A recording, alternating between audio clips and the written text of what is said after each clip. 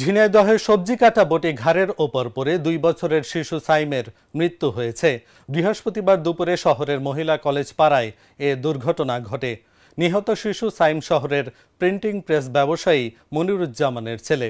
Police ও স্থানীয়রা জানায় শিশুটির মা রান্নাঘরে বটি দিয়ে সবজি কাটছিলেন।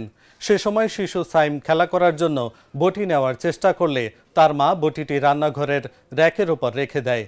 শিশুটির মা অন্য ঘরে কাজ করতে গেলে শিশুটি র্যাকের ওপর থেকে বটি নেওয়ার চেষ্টা করে।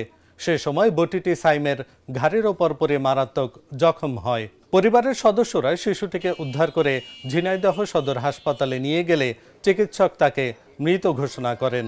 ঘাড়ের রগ কেটে যাওয়ায় অতিরিক্ত রক্তক্ষরণে শিশুটির মৃত্যু হয়েছে বলে জানিয়েছে চিকিৎসক।